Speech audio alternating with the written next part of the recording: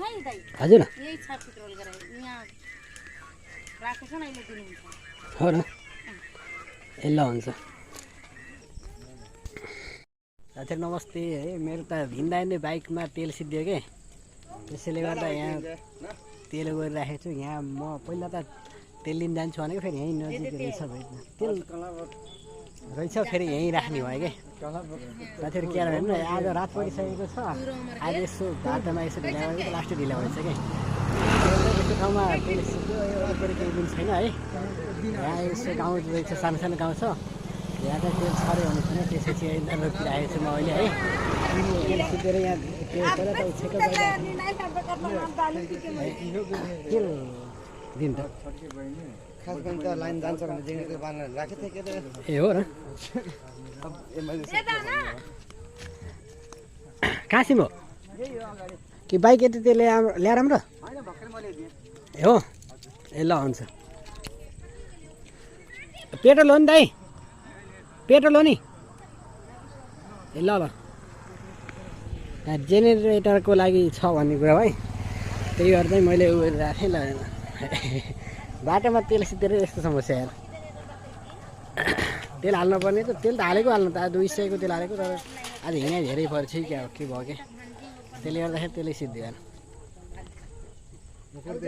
जाऊ भयो कि छन् त यहाँ नजिकै छ 500 किलोमिटर जति पर छ तेल पम्प रात परेछ त्यो साइकलमा आएर राखेँ पहिला त ठिक्क पारेछ साइकलमा जाने भन्नु फेरि तेल छरे अनि भयो त्यही भएर फेरि रोकिएको के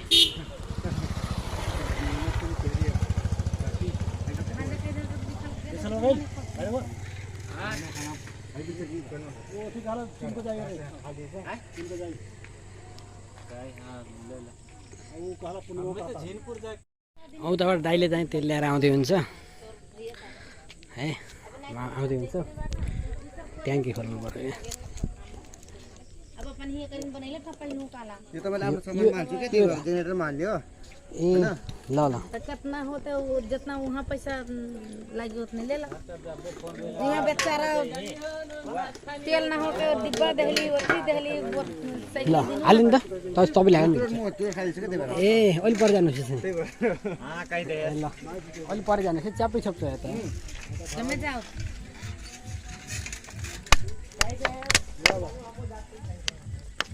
घरवा नै बा मानिसित गाउँमा गएको हैन मेरो खबर छ हैन म गरेर छ हैन हैन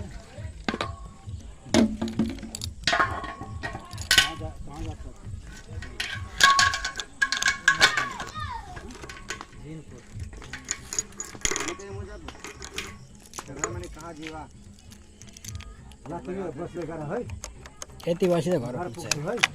नयाँ जाने हो बालेको हो यो म भिडियो गरिरहेको छु कि ल हुन्छ ल है म लागेँ ल तपाईँलाई धेरै धन्यवाद ल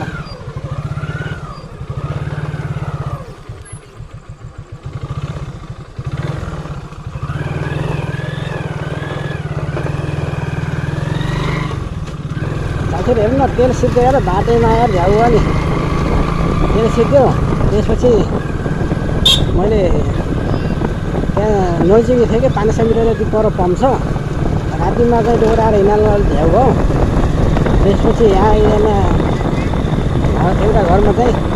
एकजना दिदीसित भने दिदी मलाई साइकल दिनु र एउटा पम्प दिनु म साइकल हिँडिरहेको छु र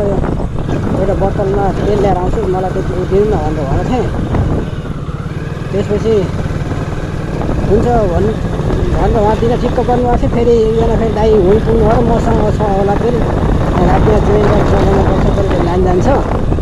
लाइन लगेर जेनेरेटर चलाउनु पर्छ त्यसले गर्दाखेरि मैले ल्याएर राखेको छु आउँछु न भन्ने कुरा हो त्यसपछि मेरो बाइक त्यहीँ रोकिरहेको मैले गरेर लिएर आएँ होइन जेनेरेटर हाल्यो अब यति वर्ष म घर पुग्नलाई पुग्छ साह्रै फर्केरै जान पर्ने जस्तो होइन मैले नि भयो कि रातिको बाटो हिँडेर आउँदा यस्तै छ सामानी भएको तेल सिद्धो हेर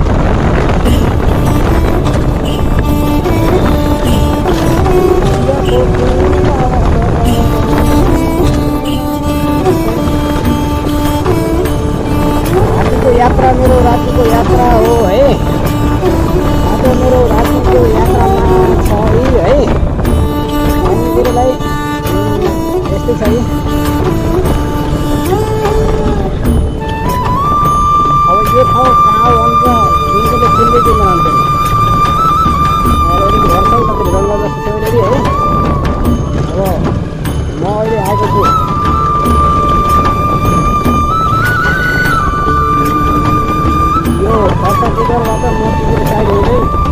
नयाँ जान लाग्छु म अहिले है के भन्छ भने म ठ्याक्कै थाहा छैन है त्यो चोक छ नि आउँदाखेरि है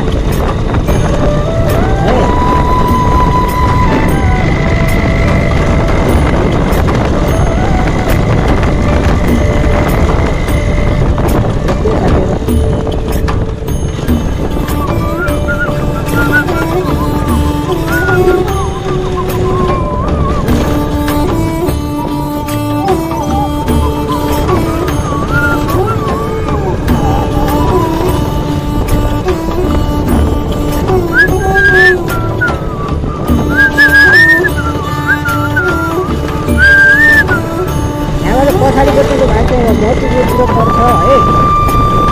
मोतीपुर खानासाना के के भन्छन् है म चाहिँ पूर्व पश्चिमतिर लागेँ यहाँ पूर्वतिर लाग्दाखेरि मोतीपुर गइन्छ होइन म यतातिर आएको छु अहिले होइन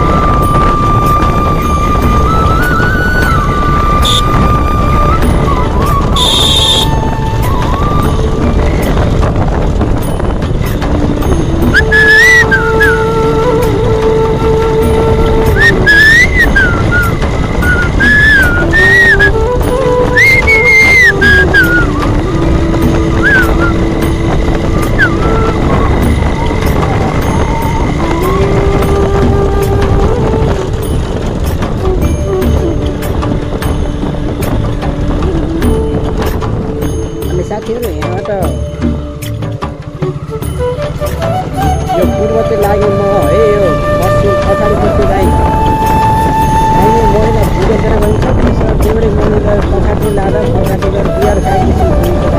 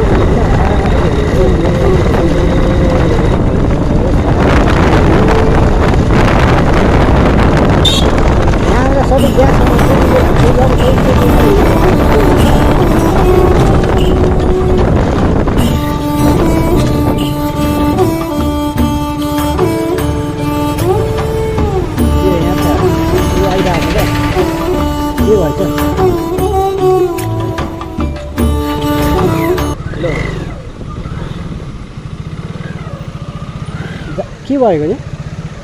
के ल्याएको रे यहीँ जाने हो जान मिल्छ नि गाडी त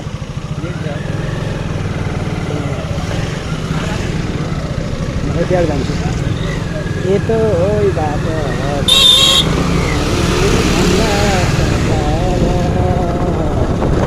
म पनि यतिखेर घुम्यो यो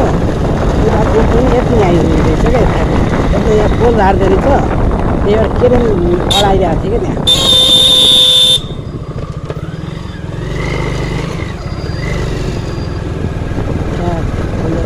दुकानै सुनकाउरीका दुकान छ त्यो म राति भए पनि हल्का फुल्का जानकारी दिन्छु नि त है यहाँ यो पाखामा पुरै सुनकाउरी छैन यो सुनकाउरी हो होइन यहाँ धेरै सुनकाउरी हुन्छ हामीले यहाँ त्यस्तो मसलाको काम गर्छ नि छ सुनकाउरीले त्यतिखेर मैले यहाँ पनि कताकति बुटा खानु सुनकाउरी है